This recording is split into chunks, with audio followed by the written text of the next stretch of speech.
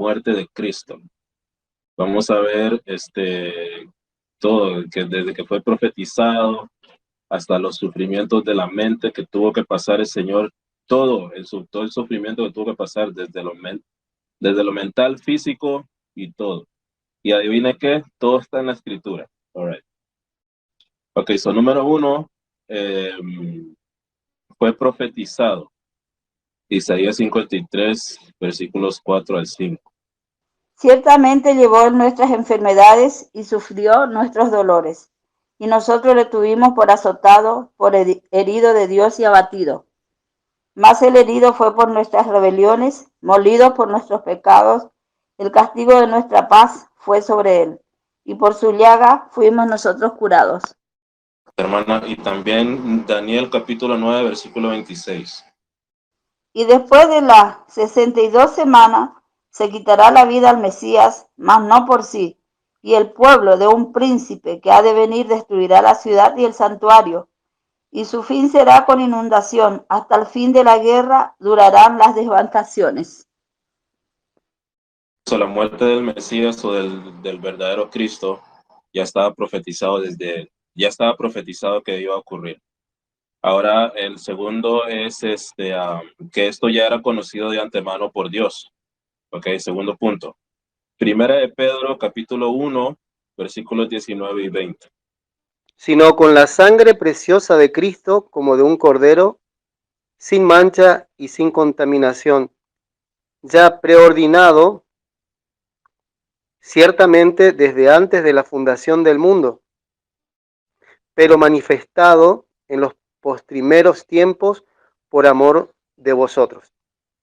Hermanos, gracias hermano Héctor. Hechos, capítulo 2, versículo 23.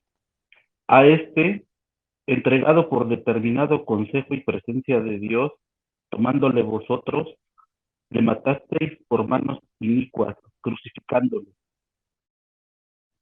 Entonces vemos de que en la escritura ya es la muerte del Señor estaba profetizado, pero ya de antemano conocido por Dios por presciencia, o ya determinado desde antes de la fundación del mundo. Isaías 53, versículos 6 y versículos 10. El alma que es nepesh, que es vida, en el Strong hebreo, ¿verdad? 53:15, que es igual a Levítico 17:11, que es donde está la vida, en la sangre. Isaías 53, versículos 6 y versículo 10. Dice, todos nosotros nos descarriamos como ovejas, cada cual se apartó por su camino, mas Jehová cargó en el pecado de todos nosotros. Angustiado él y afligido, no abrió su boca, como cordero fue llevado al matadero, y como oveja delante de sus trasquiladores se enmudeció y no abrió su boca. Por cárcel y por juicio fue quitado y por su generación. ¿Quién la cortará? ¿Por qué fue cortado de la tierra de los vivientes y por la rebelión de mi pueblo fue herido? Y se dispuso con los impíos su sepultura, mas con los ricos fue a su muerte, aunque nunca hizo maldad, ni hubo engaño en su boca. Con todo eso Jehová quiso quebrantarlo, sujetándole a padecimiento cuando haya puesto su vida en expiación por el pecado.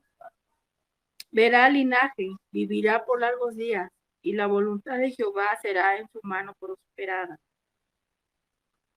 Bueno, Norma, bueno, aclarando de que esa palabra vida, por lo menos en otras traducciones aparece la palabra alma, pero al fin y al cabo es igual que Levítico 17:11, que es nepesh, el strong hebreo, y significa que la vida de la carne en la sangre está, o sea, que el alma está encapsulada en la sangre o está encapsulada en o sea, que en este caso el Señor lo que puso fue su vida, pues, ok. Y por eso escritura con escritura nos interpreta entonces dónde está la vida de la carne. ¿Sí? Entonces, punto 1 fue profetizado ya por Dios en su escritura. Punto 2, entonces ya esto se conocía de antemano por Dios que iba a ocurrir así en su presencia. Punto 3, esto fue voluntario, la muerte de Cristo fue algo voluntario. Juan capítulo 10, versículo 18.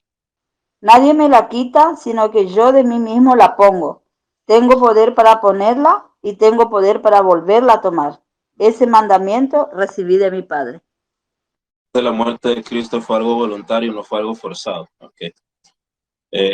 Punto número 4, entonces, ¿cuál fue el propósito de la muerte de Cristo? ¿Cuál fue su propósito?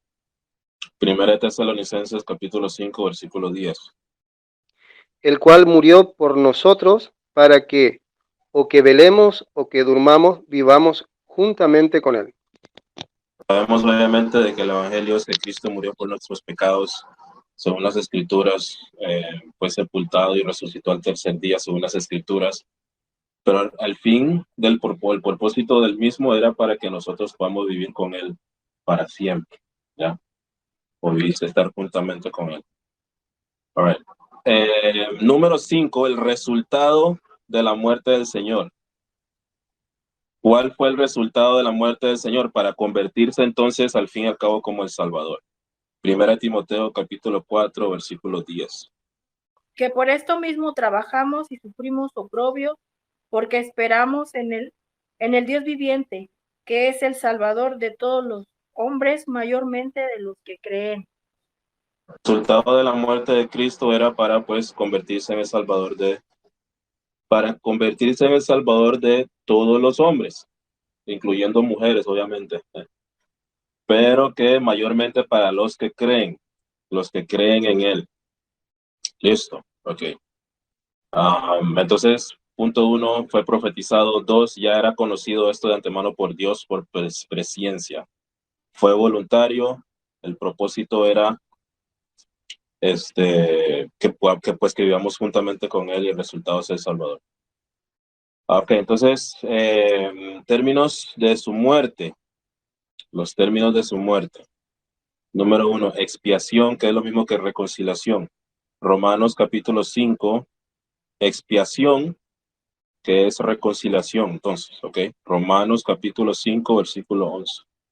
Y no solo esto, sino que también nos gloriamos en Dios por el Señor nuestro Jesucristo, por quien hemos recibido ahora la reconciliación.